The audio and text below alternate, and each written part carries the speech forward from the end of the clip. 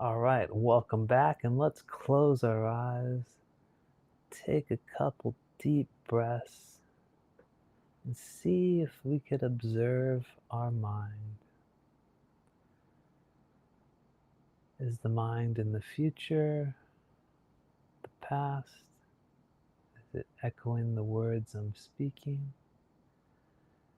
And if we know, if we can hear the words, then there must be an observer. Who is the one observing the mind? Just simply ask yourself that and wait for the answer.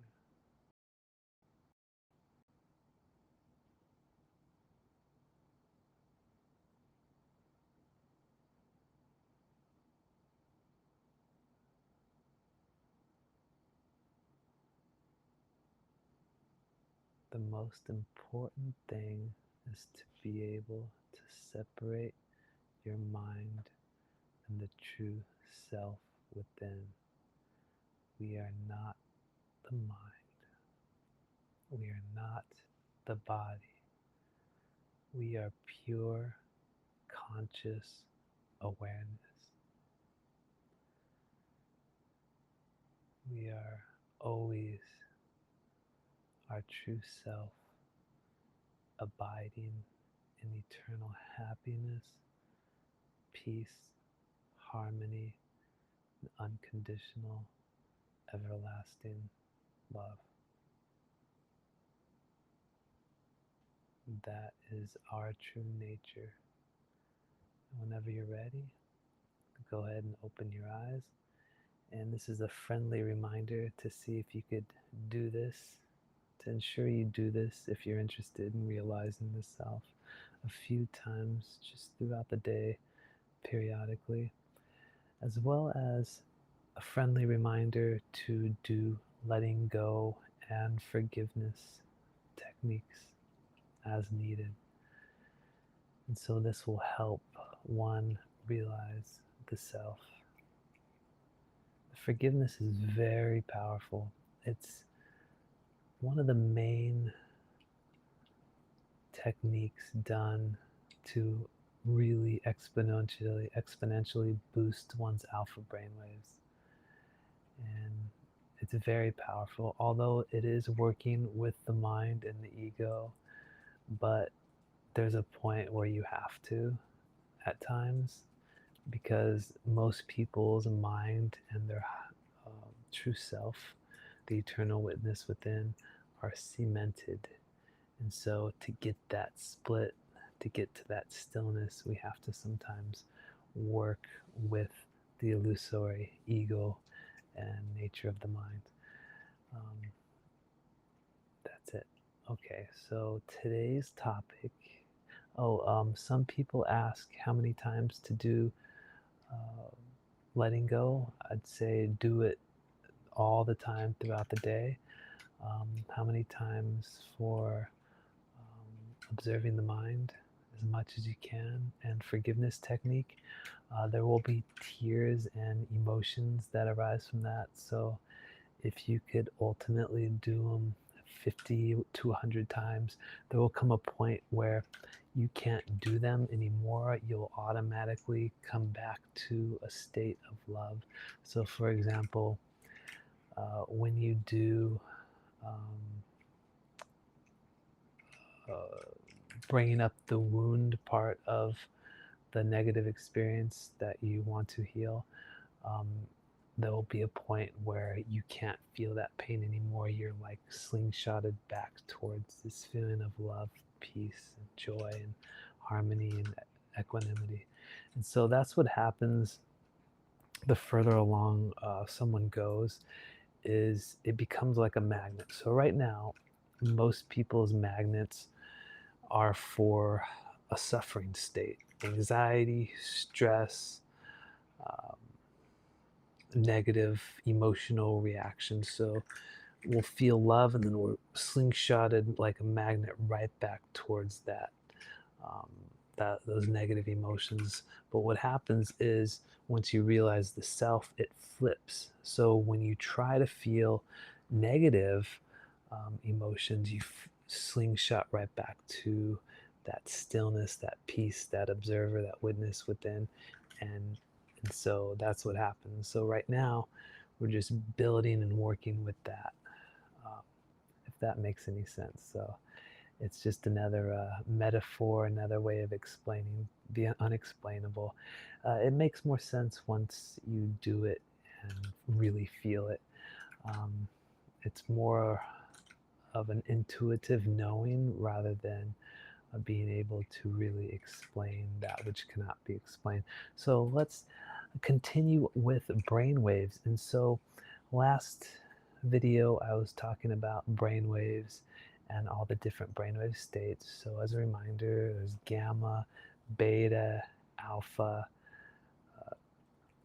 theta, and delta as we go from the higher frequency to a lower frequency brainwave state. And so what's interesting to note is how these negative feedback, negative mind loops that are installed in most people is how they're installed is as children we're in a delta brainwave state from 0 to 2 years old, and then from 2 to 6 years old we're in theta, and then we're in alpha from about 6 to 12, and then from 12 to the adult we're in a predominantly beta brainwave state. Of course, these all fluctuate, all the brainwaves. They're not just one that's flatline. They come and go, up and down, oscillate. I don't remember if theta oscillates every 40 minutes, but they periodically oscillate pretty normally. But the main point that I'm trying to make is when we're in a slower brainwave state, we're in a very hypnotic and suggestible state, which makes sense because babies, all they're doing is observing, they're learning, they're gathering information about the world and how um, and the different programs are being installed in them. One program, for example, I can recall is um, you have to work hard to be successful, or money's the root of all evil, there's so many different programs. I don't deserve to be happy, or I have to work myself to death to be successful. I have to do this or that. I have to be famous to be seen or heard. Um, I mean, there's all these different programs that are operating in the background, and a lot of it is just programs that keep us stuck in negative feedback loops of the mind. And like I said before, we have about the normal person that thinks about 60,000 thoughts. 70% of those thoughts, 70 or 75% of those thoughts are negative words. And so that's repeated. 90 to 95% of our thoughts are the same as the day before. And those are just creating negative realities for people through negative words, causing negative emotional states, causing negative experiences. And so what we want to do is ultimately not identify with them, slow our mind to a lot less thinking. Ultimately, we would think nothing, but we could also convert those negative thoughts to positive thoughts. And ideally, we want to go to no thought, but positive thoughts are better than negative thoughts. Let's just say that. But you're still working with the ego. And so what we're doing here is just getting to a place where we can observe the mind. And by the observation, those thoughts will slow down, will slow down, will slow down until they eventually become stillness, which is our inherent true self, that state. Um, and so we could use this or take this brainwave information and use this to actually create a way to get to this stillness, because now we have something to measure, and now that we have something to measure, we have a way to create different models or methods to slow our brainwave states because we can measure this. And so we can reach a state of stillness and actually attune to the divine, which is our inherent nature, which is us. And this is absolutely amazing. Actually, I'll tell you right now, really quick, before, in case anybody wants to mess around with this, all you have to do is sit down, become still, slow your breathing as slow as you can for maybe 3 or 4 hours. Just sit with your back against the wall. Don't fall asleep and just go very, very still. You can maybe focus on one part of your body, whether it be here or the breath that comes into your nose or the pause in between your breaths. Breaths. And you could do that for a few hours and you'll hit a state of stillness and become one with the divine. And you'll be able to experience that. But we're going to go into all these different cool methods and have you curate your own experience from um, whatever you like to do, because there's all these different ways. But we're going to go into that a little bit later. For now, let's just finish upon the brainwave states, and we got them from kids, all right, and into adulthood. And what we want to do is be in a alpha brainwave state most of the time. That's the best, unless we're running away from a lion or an animal or working out or something like that, or figuring out a problem. Then beta comes more in handy. But we want to be in an alpha brainwave state most of the time. Okay, this was what I was gonna express here today. I'm getting a little tired. I have allergies from the seasonal allergies out here. Okay, so it appears that there are external forces, whatever it may be. Not sure, not going to go into that in this video. We will touch that a little bit later. But there are external forces that do not want us to experience this stillness within.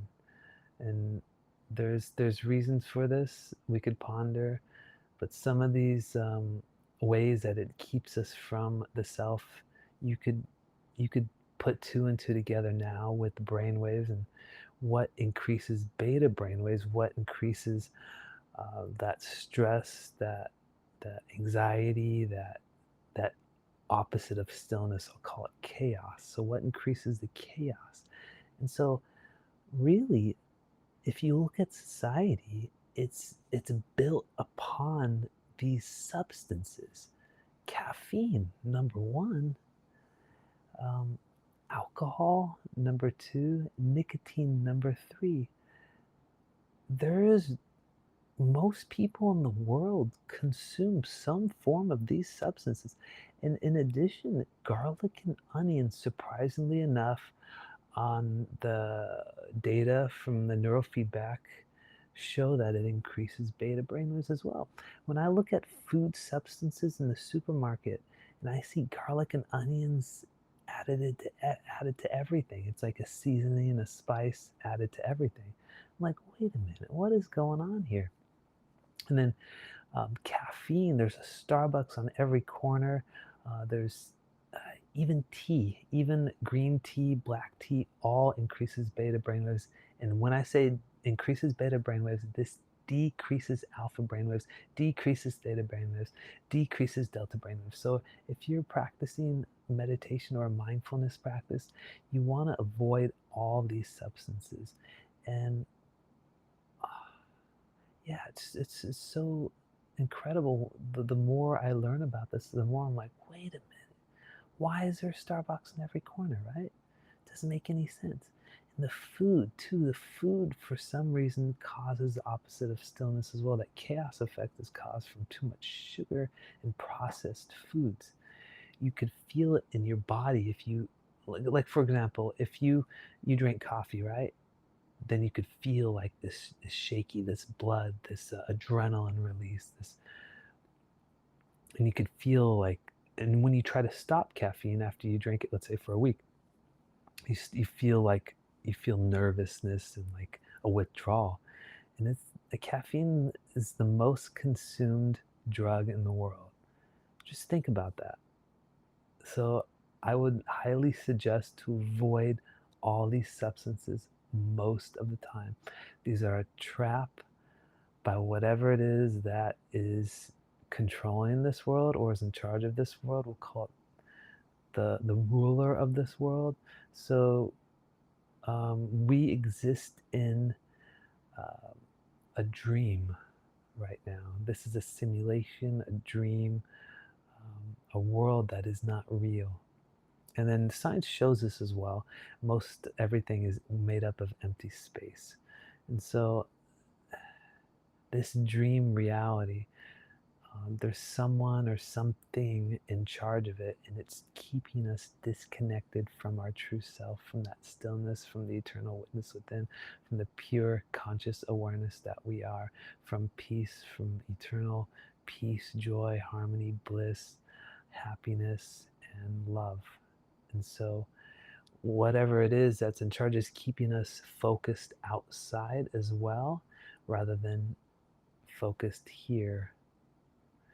It teaches us to look for happiness, love, peace, and joy outside of ourselves. So people keep searching, whether it be for through cars or money or wealth or fame or love through another person, that we're incomplete, when the reality is we are already complete. We're already everything there is, was, or ever will be in here. We are everything, and everything is you.